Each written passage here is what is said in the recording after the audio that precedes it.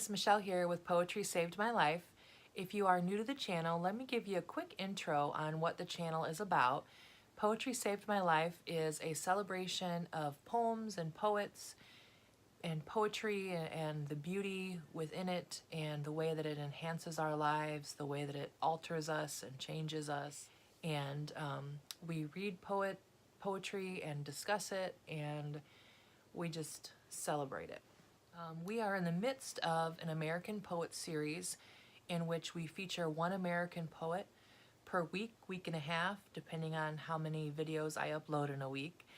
Trying to get into a more regular schedule of uploading 2 poetry videos per week on Mondays and Fridays. So today is Monday, and we are going to continue with our poet Sylvia Plath. This is the third, I think, poem of hers that we're going to do. For each poet, we try to do 3 to 5 poems, depending on time and length and so on and so forth. I think this will be the last installment for Miss Plath, and then we'll be moving on.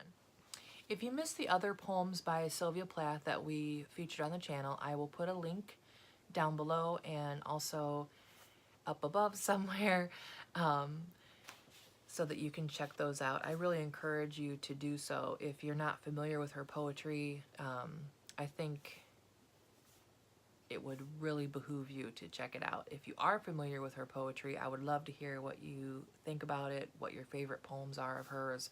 Please leave me some comments down below and let me know. We are reading from Collected Poems, this pretty complete volume of Sylvia Plath's. I believe it is a Barnes & Noble book that I bought.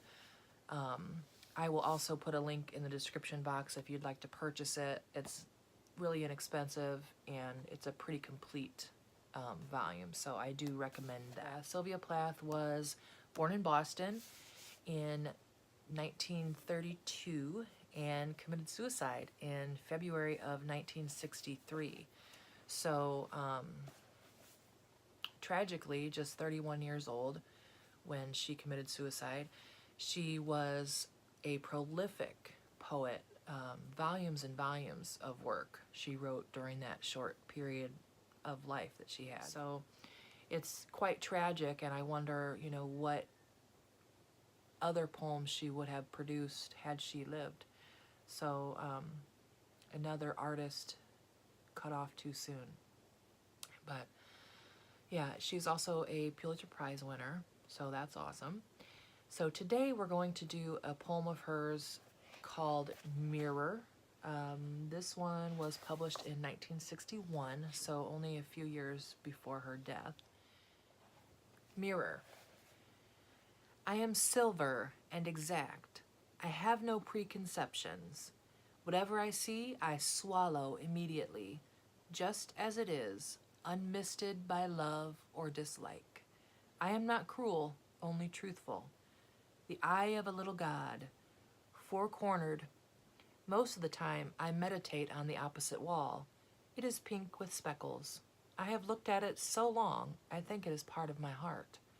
But it flickers. Faces and darkness separate us over and over. Now I am a lake. A woman bends over me, searching my reaches for what she really is. Then she turns to those liars, the candles or the moon. I see her back and reflect it faithfully. She rewards me with tears and an agitation of hands. I am important to her. She comes and goes. Each morning it is her face that replaces the darkness. In me she has drowned a young girl, and in me an old woman rises toward her day after day like a terrible fish. So quite extraordinary, yes. This one, I think, is telling us what the mirror, how almost alive the mirror is to us, the role that it plays in our lives. In the poem, it talks about